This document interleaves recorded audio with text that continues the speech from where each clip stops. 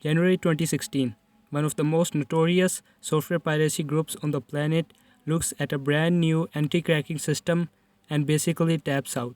Their leader posts something that boils down to give it 2 years, after that, free pirated games might not exist anymore.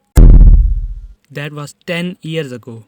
This past December, one of the greatest software crackers alive also retired, also said the era of piracy was over. And yet, this exact fight is still happening right now on thousands of programs worldwide. Tonight, we find out why this war never ends by starting one ourselves. Here's what nobody explains: every piece of paid software is a vault.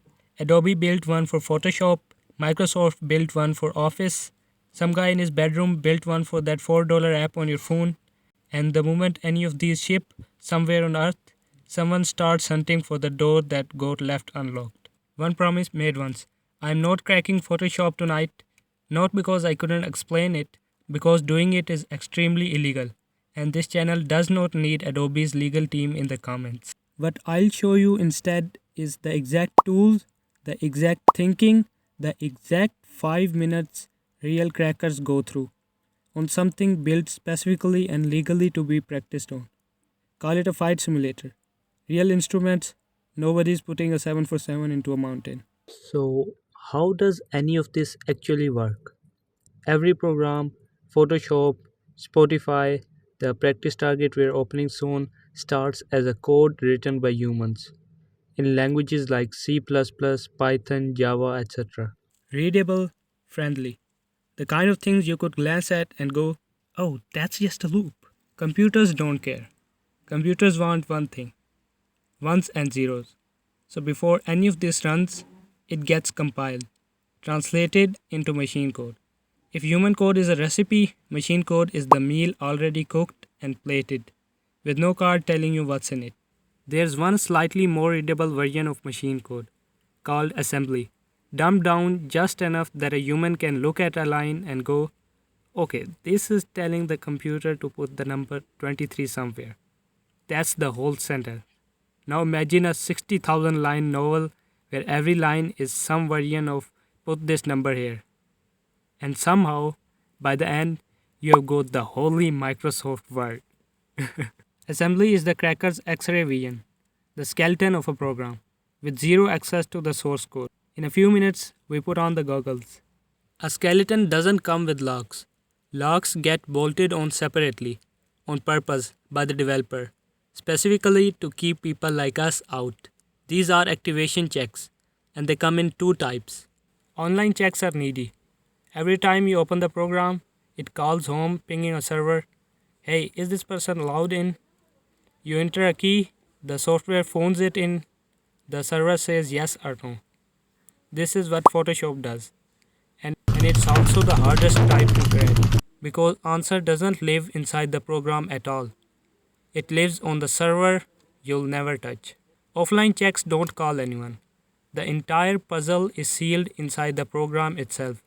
Enter a key, and the software does some math alone in total isolation and decides if you're legit.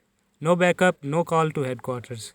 Which means if a cracker solves that math, they don't get past the lock. They become the lock. Forever. That math is exactly what we are about to find. To find that math, crackers reach for two tools.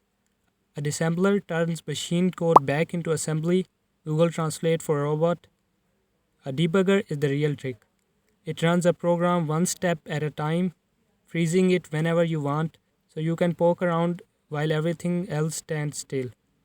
The matrix, except instead of dodging bullets, you are reading variables. With these, the process almost always starts the same way. Search for words, things like invalid key or activation failed. If a program can say that, somewhere it has code that decides when to say it. Find the words, find the door. Then it's just stepping through breakpoint by breakpoint until you catch the program checking your key. Developers know this, so they fight back. Code obfuscation scrambles a program's logic until even the people who wrote it can't read it a year later. Some defenses go further, quietly feeding you the wrong answer. You think you cracked it, you release it to the world, and it just doesn't work. Then there's Denuvo, the system that group from the cold open was staring at. They'd beaten it once back in 2014. By 2016, an updated version had them stuck for months. That's when they posted, "Maybe this is unbeatable." That same game got cracked anyway, within the year by someone else. And the cycle kept going. New protections, new cracks, new names, right up to that cracker who retired in December. Empress, one of the most famous de novo breakers alive. Her parting gift was a brand new tool. Other crackers are already using it without her. The logs keep getting smarter, so do the people picking them. Tools explained, history covered. Let's do this. One more time, flight simulator, not the real plane. The program is Pride Crack C, a crack me built specifically and legally for people to practice on. I open it up, asks for a name. I type Bob. Bob seems trustworthy. Asks for a serial key. I type 123456 because I too am not very creative. False serial key. Program closes. Rude. Expected. Let's dig.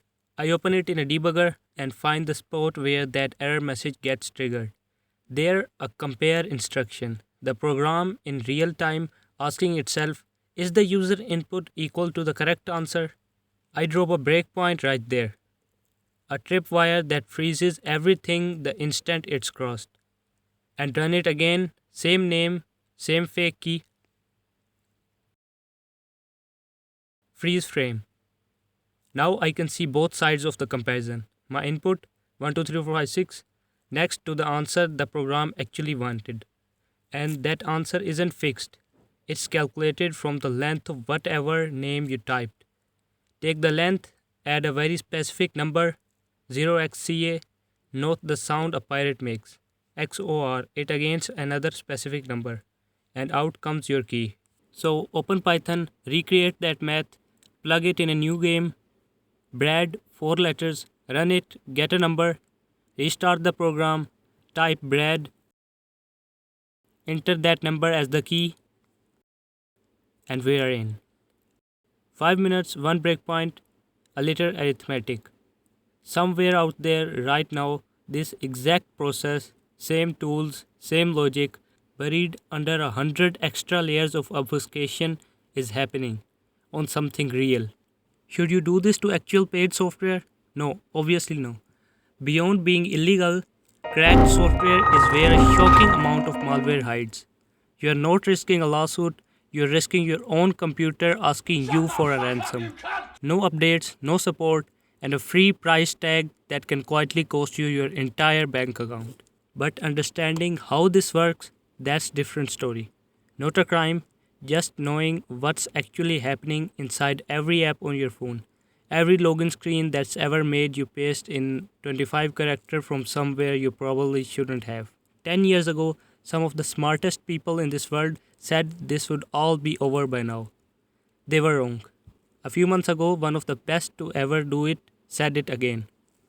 She'll probably be wrong too, because somewhere out there right now, someone new is opening a debugger for the first time, finding their first invalid key string, starting the exact same 5 minutes we just did. The log keeps changing, so does the person picking it. That's the whole story. And it's never going to stop being true.